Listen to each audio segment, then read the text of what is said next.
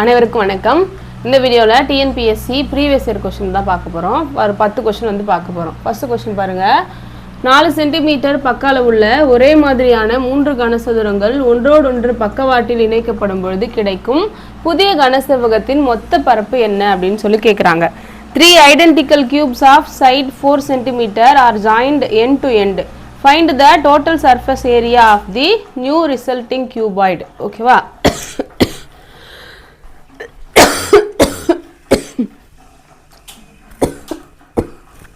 Excuse me.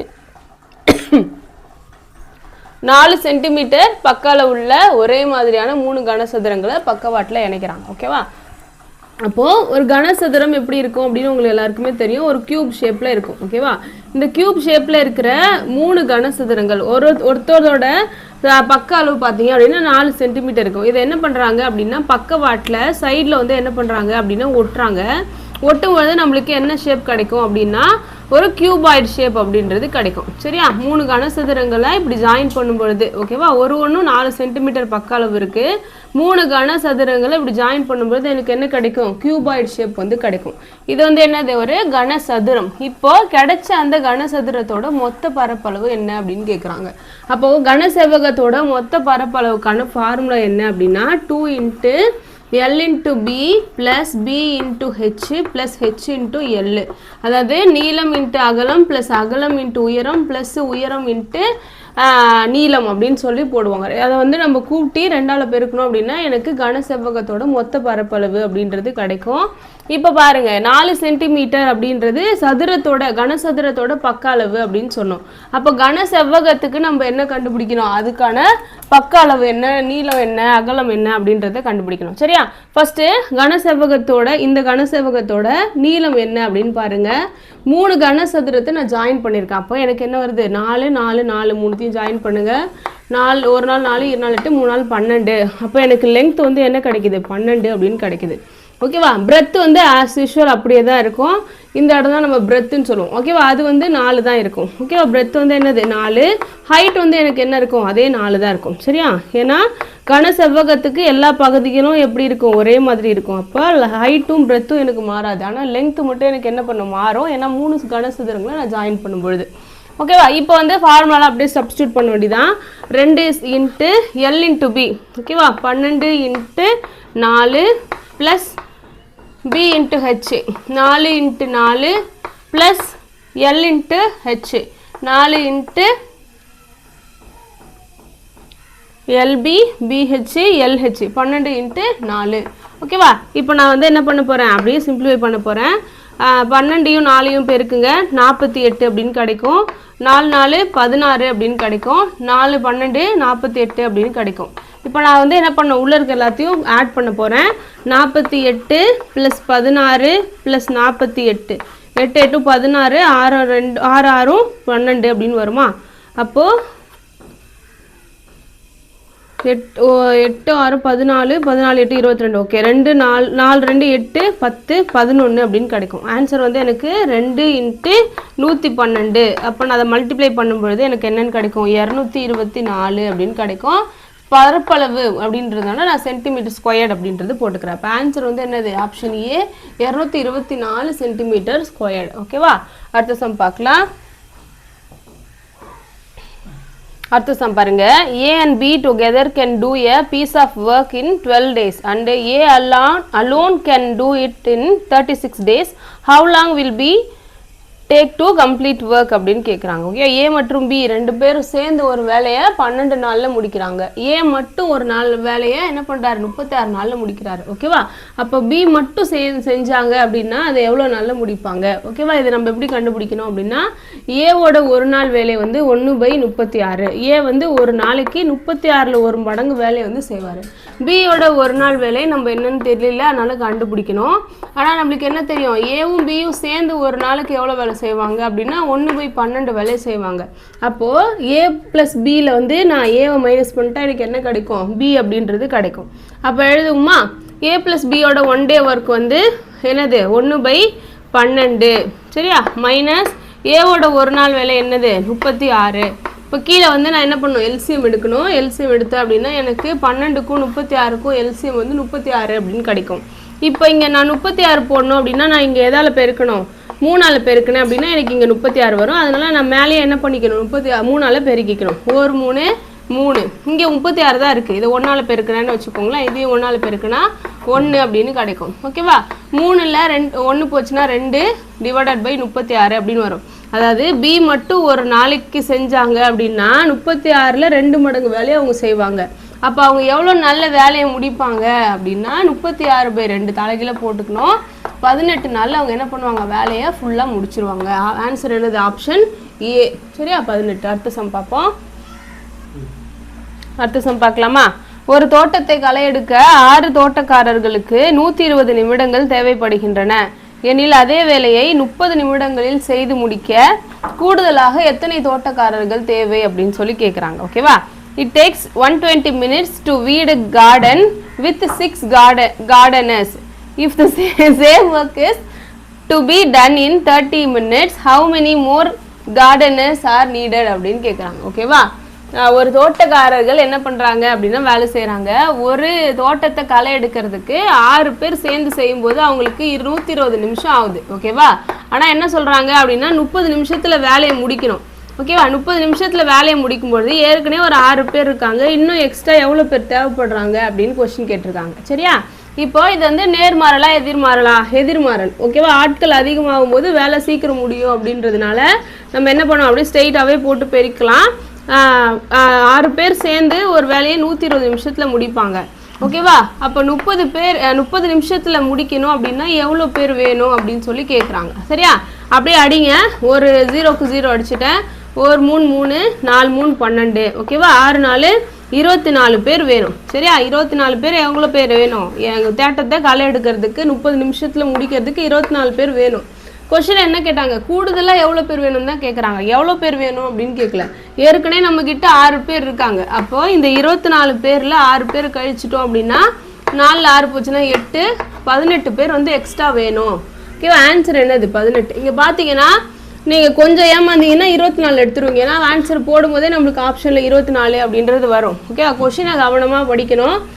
நம்மளுக்கு எப்பயுமே இந்த ஸ்ட்ரைட்டாக கேட்பாங்க. 6 பேர் 22 நிமிஷத்தில் முடிச்சாங்க அப்படின்னா 30 நிமிஷத்தில் எவ்வளோ பேர் வேணும் அப்படின்னா 24 பேர் அப்படின்னு போட்டுருவானா எக்ஸாமில் என்ன கொடுத்துருக்காங்க? கூடுதலாக எவ்வளோ பேர் வேணும் அப்படின்னு கேட்குறாங்க. அப்போ ஆன்சர் என்னது 18 பேர். சரியா? அடுத்த சம் பார்ப்போம். அடுத்த சம் பாருங்க. ரீசனிங்லேருந்து கேட்டிருக்காங்க. ஏ இஸ் ஷார்ட்டர் தென் பி அப்படின்னு சொல்லி கொடுக்குறாங்க. ஏ வந்து ஷார்ட்டர் தென் ஏ வந்து குள்ளமாக இருப்பார். ஏ வந்து பியை விட சிறியவர் அப்படின்னு சொல்கிறாங்க. ஓகேவா? ஏ வந்து என்னது? பியை விட சிறியவர் முதல் கூற்று. பட் டாலர் தென் சி அப்படின்னு சொல்கிறாங்க. அப்போ ஏ வந்து டாலர் தென் சி அப்படின்னு சொல்கிறாங்க. ஏ வந்து பியை விட சிறியவர். ஓகேவா? சியை விட பெரியவர் அப்படின்னு சொல்கிறாங்க. அடுத்தது என்ன சொல்கிறாங்க அப்படின்னா D is shorter then A அப்படின்னு சொல்லி கொடுக்குறாங்க. டி வந்து எப்படி இருப்பாங்களாம்? ஷார்ட்டாக இருப்பாங்களாம் ஏவை விட. ஓகேவா? சியை விட பெரியவர் அப்படின்னு சொல்கிறாங்க. டி வந்து ஏவை விட சின்னவராக இருப்பார். டியை விட எப்படி இருப்பார்? பெரியவராக இருப்பார். சியை விட ஓகேவா? இங்கே கம்பேர் பண்ணி பாருங்கள். ஏவை விட டி வந்து சின்னதாக இருக்கும், சியை விட பெருசாக இருக்கும். ஓகேவா? டியை விட டி என்பவர் ஏ விட சிறியவர், சியை விட பெரியவர். 2வது ஆப்ஷன் கொடுத்துருக்காங்க. 3வது என்ன கொடுத்துருக்காங்க? E is shorter than B but taller than A அப்படின்னு சொல்லி கொடுக்குறாங்க. ஓகேவா? இ வந்து பார்த்தீங்க அப்படின்னா ஷார்ட்டர் தென் பி. ஓகேவா? இ வந்து பியை விட ஷார்ட்டாக இருப்பார். ஆனால் ஏவை விட எப்படி இருப்பார்? டாலாக இருப்பார். அப்போ இ எங்கே வந்திருக்கணும் கரெக்டாக? இ வந்து ஏ கிட்ட இந்த இடத்துல வரணும். இ வந்து ஏவை விட சின்னவராக இருப்பார். ஆனால் பியை விட இ வந்து ஏவை விட பெரியவராக இருப்பார். ஓகேவா? ஏவை விட பெரியவர், பியை விட சின்னவர் அப்படின்னு சொல்லி கொடுக்குறாங்க. ஓகேவா? ஃபஸ்ட்டு பாருங்க. ஏ பியை விட சிறியது, ஏ வந்து பியை விட சின்னது. கரெக்டா? அடுத்ததா சியை விட பெருசு. First option. 2வது என்ன கொடுக்குறாங்க? டி வந்து ஏவை விட சின்னது போட்டிருக்கோமா? ஏவை விட டி வந்து சின்னது அப்படின்னு போடுறோம். ஓகேவா? சியை விட பெருசு அப்படின்னு சொல்றாங்க. ஓகேவா? அப்ப டி எங்க வரணும்? இந்த இடத்துல வரணும். சி வந்து இந்த இடத்துல வரணும். ஓகேவா? டி வந்து ஏவை விட டி வந்து எப்படி இருக்கு? ஏவை விட சின்னதா இருக்கு, சியை விட பெருசா இருக்கு. ஓகேவா? இ வந்து பாருங்க பியை விட சிறியது, பியை விட சின்னதா இ போட்டிருக்கேனா, ஏவை விட பெரியது, ஏ விட பெருசா போட்டிருக்கேன். சரியா? இதுல மிகவும் சிறியது எது அப்படின்னு கேக்குறாங்க. மிகவும் சிறியது எது அப்படின்னு பாருங்க, சி தான் எல்லாத்தோட சின்னதா இருக்கும். இப்ப பாருங்க டி வந்து பாத்தீங்க அப்படின்னா ஏவை விட சியை விட பெருசா இருக்கு. அப்ப இது ஏதோ ஒண்ணு பெருசா இருக்கு. ஏ வந்து பாருங்க டியை விட பெருசா இருக்கு. அடுத்து இ வந்து பாருங்க ஏவை விட பெருசா இருக்கு. ஓகேவா? பி வந்து ஈயை விட பெருசா இருக்கு. அப்ப யாருக்கு எதுலையுமே எல்லாத்துலயும் குட்டியா இருக்கிறது அப்படின்னா ஆன்சர் சி வந்து எல்லாத்த விட சின்னதா இருக்கு. ஓகேவா? இது வந்து ரீசனிங்ல ஒரு கொஸ்டின் தான், பெரிய கொஸ்டினா இருக்கு அப்படின்னால நான் அப்படியே சொல்ல போட்டேன். சரியா? அடுத்த சம் பார்க்கலாமா? ஓகே, அடுத்த சம் பாருங்க. the probability of getting a king or a queen or a jack from a deck of cards is அப்படின்னு கேக்குறாங்க. நன்கு கலைக்கப்பட்ட சீட்டுக்கட்டிலிருந்து ஒரு ராஜா அல்லது ஒரு ராணி அல்லது ஒரு படை வீரன் கிடைப்பதற்கான நிகழ்தகவு என்ன அப்படின்னு சொல்லி கேட்குறாங்க. உங்க எல்லாருக்குமே தெரியும் சீட்டுக்கட்டில் மொத்தமாக 52 கார்டு அப்படின்றது இருக்கும். சரியா? மொத்தமாக எவ்வளோ கார்டு இருக்கும்? 52 கார்டு அப்படின்றது இருக்கும்.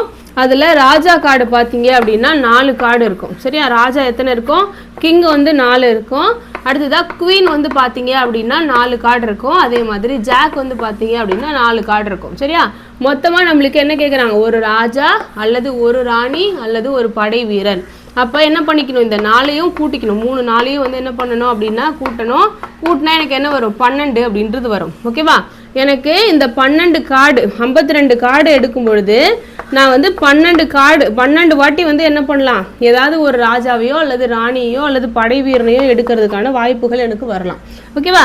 இப்போ இதை கேன்சல் பண்ணுற மாதிரி இருந்துச்சுன்னா கேன்சல் பண்ணிக்கலாம். ஒரு 12 13 13 12 52 அப்படின்னு வரும். இப்போ பாருங்க 4ஆல் அடித்தேன் அப்படின்னா 3 4 12 அப்படின்னு வரும். சரி, 6ஆல் தான் அடிக்க முடியுமா? 1 6 6 பாருங்க 4ஆல் அடிக்கிறேன். 3 4 12 அப்படின்னு வரும். இதை அடித்தேன் அப்படின்னா 1 4 4 மீதி 1 3 4 12. ஓகேவா? அப்போ 3/13 அப்படின்றது எனக்கு வரும். சரியா? அடுத்த சம் பாருங்க. the principal becomes rupees 17,000 at the rate of 12% simple interest in 3 years. find the principal அப்படின்னு கேட்குறாங்க. ஒரு குறிப்பிட்ட தொகையானது 3 ஆண்டுகளில் 12% தனி வட்டி வீதத்தில் 17,000 ரூபாய் என மாறுகிறது எனில் அந்த தொகையை காண்க. பிரின்சிபல் அமௌண்ட் என்ன அப்படின்னு கேட்குறாங்க. ஓகேவா? இதுக்கு நம்மளுக்கு அமௌண்ட் வந்து கொடுத்தாங்க அப்படின்னா எப்படி கண்டுபிடிக்கலாம் அப்படின்னு பார்ப்போம்.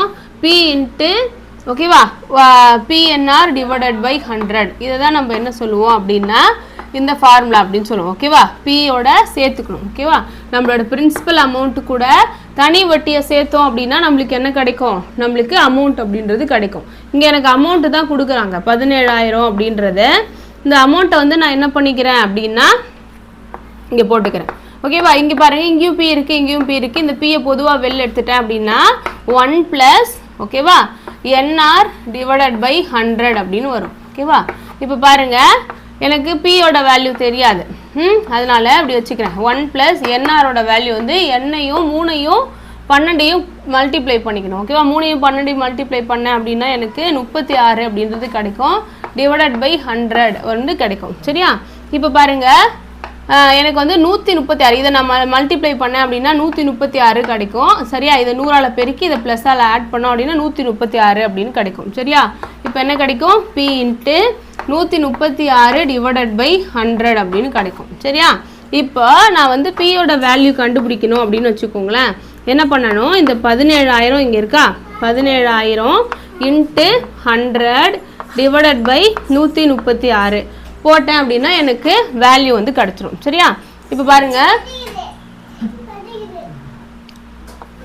இந்த 136ஆல் இதை நான் அடித்தேன் அப்படின்னா எனக்கு என்ன கிடைக்கும் அப்படின்னா 125 அப்படின்றது கிடைக்கும். சரியா?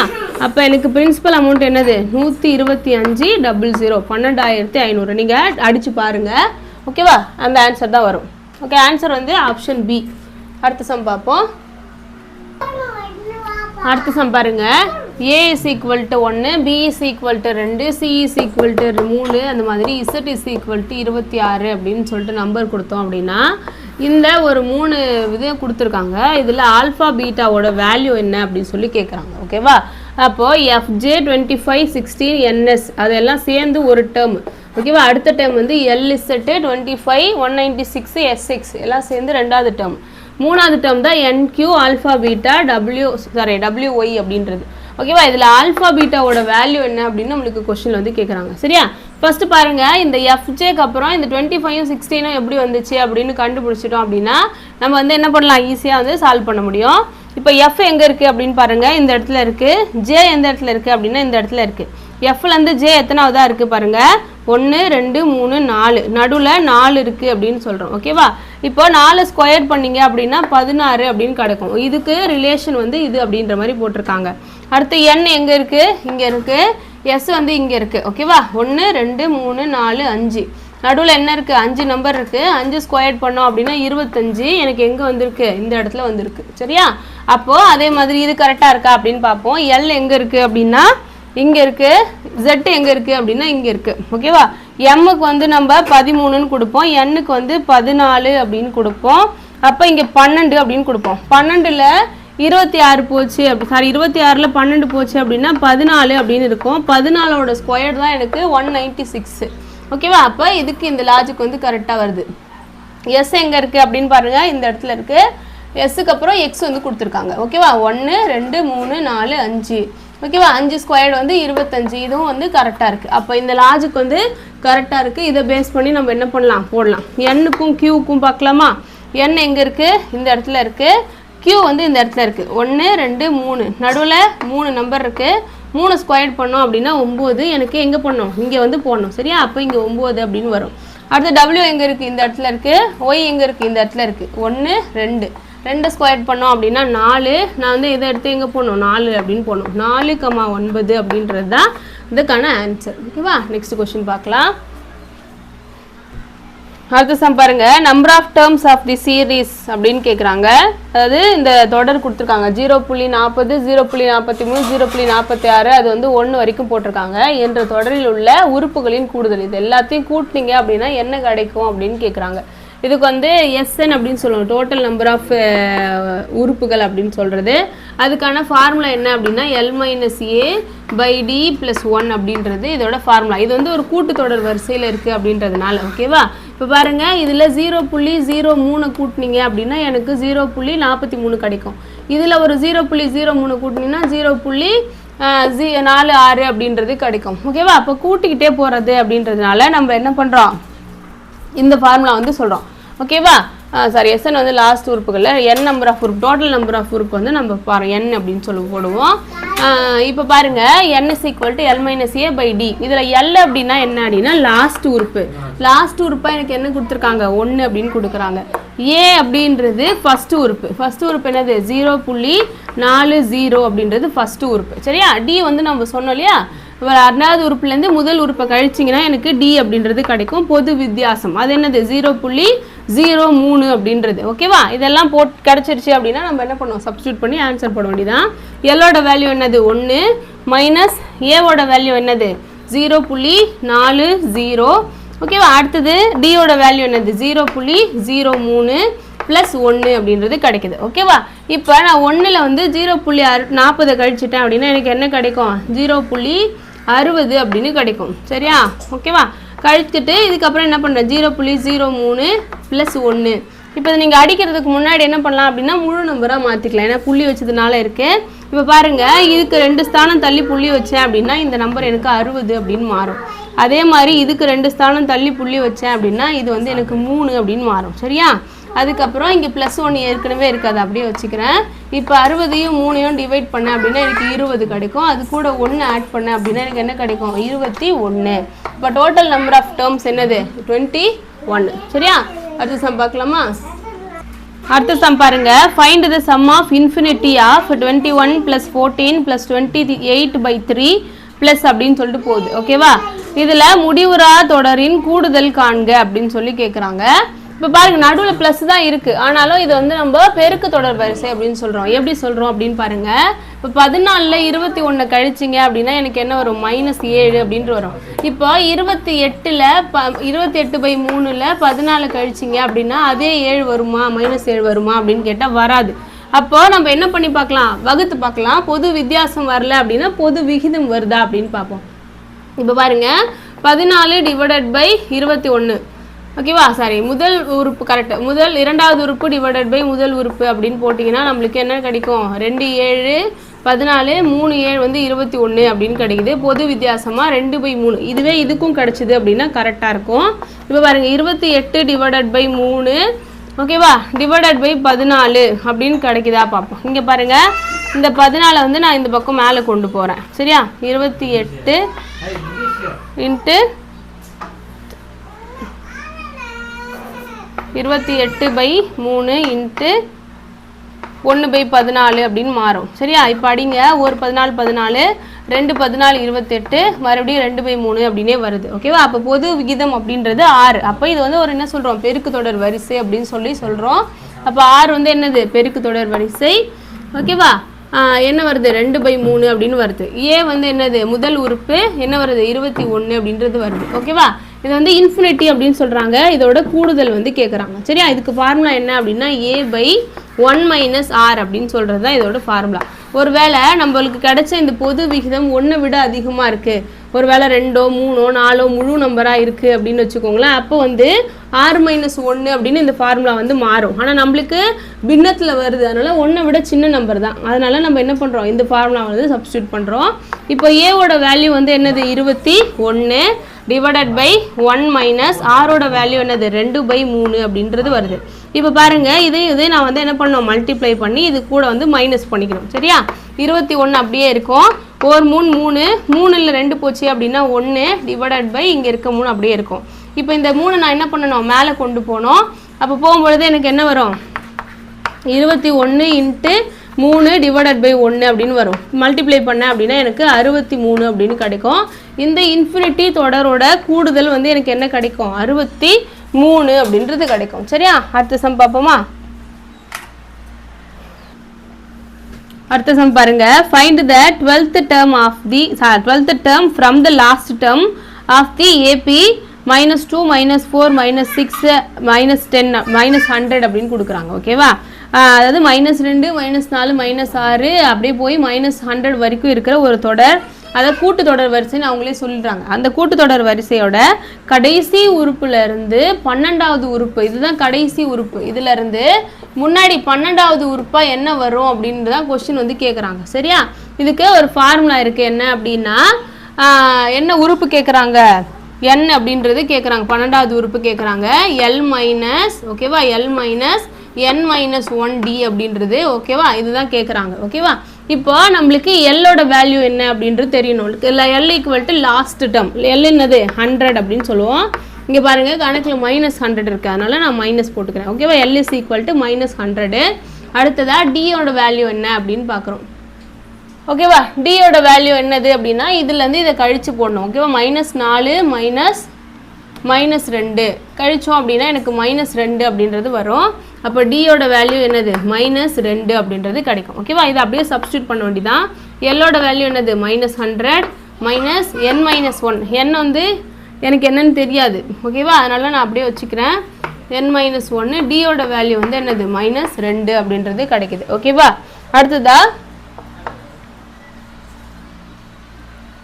கொஷனில் வந்து நம்மளுக்கு என்ன கேட்குறாங்க? 12வது உறுப்பு கேட்குறாங்க. ஓகேவா? 12வது உறுப்பு கேட்குறாங்க.